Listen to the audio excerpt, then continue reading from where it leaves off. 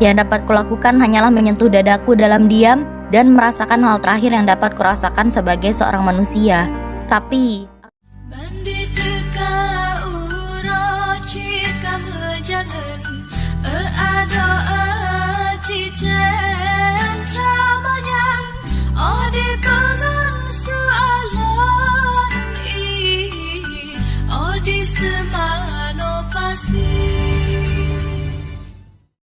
aku tumbang di lantai dengan tubuh gemetar dan menghantam dengan sendirinya, dan busa keluar dari mulutku seakan-akan aku dirasuki.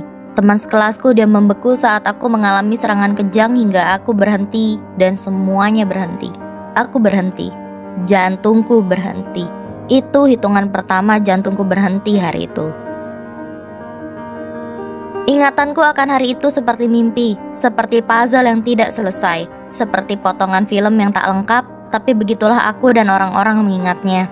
Saat aku berusia 12 tahun, aku didiagnosa memiliki kelainan jantung yang disebut kardiomiopati restriktif, yang artinya jantungku tidak dapat memompa darah yang cukup, dan seiring waktu, itu akan berhenti kecuali aku memiliki jantung yang baru.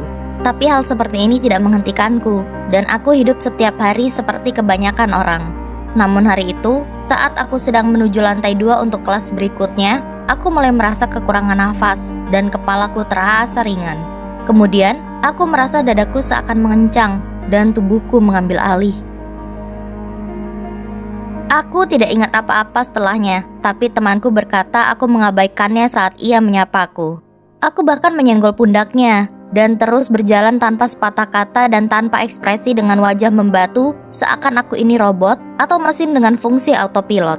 Saat hal ini terjadi, aku tidak melihat seorang pun atau merasakan sakit hingga aku sampai di pintu kelas dan aku perlahan mulai kembali sadar dan bertanya-tanya bagaimana aku dapat melaluinya. Tapi saat itu pikiran dan tubuhku mulai berusaha keras menyadarkanku kembali ke realita dan keluar dari situasi itu, mirip seperti mekanisme pertahanan. Lalu itu terjadi. Jantungku mulai berdetak tidak menentu dan memompa dengan keras. Rasanya seperti sesuatu akan meledak dari dadaku. Pikiranku akhirnya berlomba dengan jantungku, dan rasa sakit menjalar di seluruh tubuhku. Aku tidak sendirian hari itu, dan untungnya temanku Kay melihatku dan tahu ada yang tidak beres. Ia tidak segera mengerti apa yang terjadi, jadi ia memintaku untuk duduk, dan kemudian semua menjadi gelap, dan aku menghirup udara terakhir yang dapat kuingat. Tubuhku mulai kejang saat busa mulai mengalir keluar dari sudut mulutku. Kay menjadi panik, tapi hanya sebentar, dan ia kemudian menaruh kepalaku di pangkuannya saat kejang itu menyentakkanku ke kiri, kanan, atas, bawah. Saat itu guruku berjalan masuk dan segera menekan tombol darurat. Kemudian, aku berhenti. Aku terbaring di sana dengan mata tertutup dan tubuhku datar, benar-benar tidak bernyawa dan membeku. Aku tidak bernafas. Guruku menaruh tangannya di leherku untuk memeriksa denyut, tapi aku sudah tiada. Perawat sekolah dan seorang polisi berlari ke ruang kelas dan melihat orang-orang mengelilingiku. Perawat itu takut, tapi mengingat latihannya dan tahu bahwa nyawaku sekarang ada di tangan mereka. Dengan cepat ia melakukan CPR melalui mulut dan menekan dadaku, sedangkan polisi itu menelepon ambulans dan mengambil alat defibrilator eksternal otomatis di dinding.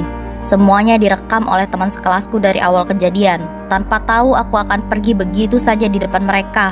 Bahkan perawat dan polisi tidak begitu yakin, namun tetap menjalankan CPR padaku, bergantian untuk memberikan nafas dan yang lain memompa dadaku, berusaha untuk mengembalikan denyutku. Ketika tubuhku mulai menjadi lebih dingin dari sebelumnya, saat itulah mereka terakhir kali memberikan tekanan pada dadaku dan mengambil alat defibrilator eksternal otomatis. Sambil menempelkan bantalan listrik pada dadaku, mereka mendengarkan dengan hati-hati instruksi yang tertulis di alat itu dan menyiapkannya agar siap mengejutkan jantungku. Mereka berdiri menjauh dan menekan kejut.